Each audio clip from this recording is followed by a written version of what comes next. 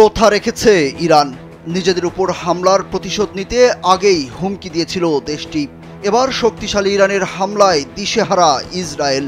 শক্তিশালী ড্রোন ও ক্ষেপণাস্ত্র দিয়ে ইসরায়েলে হামলা চালিয়েছে দেশটি। শনিবার রাতে এই হামলা চালানো হয়। এই প্রথম তেহরান সরাসরি ইসরায়েলের ভূখণ্ডে হামলা চালালো। এই হামলার মধ্য দিয়ে গাজা যুদ্ধ মধ্যপ্রাচ্য জুড়ে ছড়িয়ে পড়ার যে শঙ্কা এতদিন করা হচ্ছিল তা হয়তো বাস্তবে রূপ নেবে। ইরানের হামলায় যখন নাস্তানবুদ ইসরায়েল, তখন দেশটির প্রধানমন্ত্রী বেনিয়ামিন নেতানিয়াহু দ্বারস্থ হয়েছেন মার্কিন প্রেসিডেন্ট জো বাইডেনের দুয়ারে। এরই মধ্যে বাইডেনের সঙ্গে ফোনালাপ সেরে ফেলেছেন নেতানিয়াহু।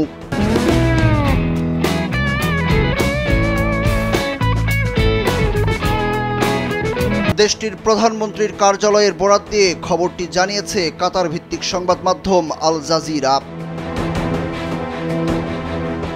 ইসরায়েলে ইরান হামলা চালানোর পর প্রথমবার দুই নেতা কথা বললেন। নিরাপত্তা মন্ত্রিসভার বৈঠক করার পর বাইডেনের সঙ্গে কথা বলেন নেতানিয়াহু।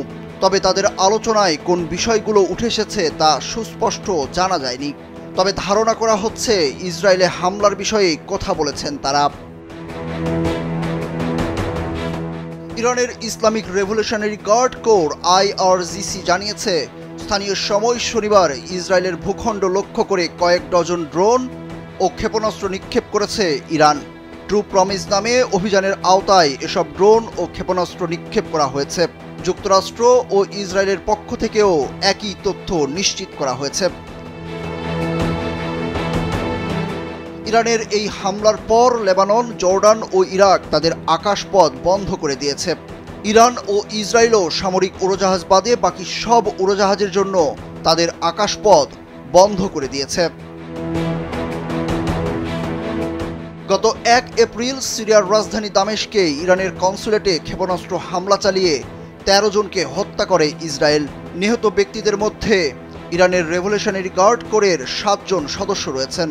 তাদের মধ্যে IRGCর বিদেশে কার্যক্রম পরিচালনাকারী ইউনিট কুদস ফোর্সের জ্যেষ্ঠ commander brigadier general Mohammad Reza জাহিদিও রয়েছেন। তিনি সিরিয়া ও লেবাননে কুদস ফোর্সের কার্যক্রম পরিচালনার নেতৃত্বে ছিলেন। এই হত্যার বদলা নিতে ইসরায়েলে হামলা চালানো হবে বলে ঘোষণা দিয়েছিল ইরান।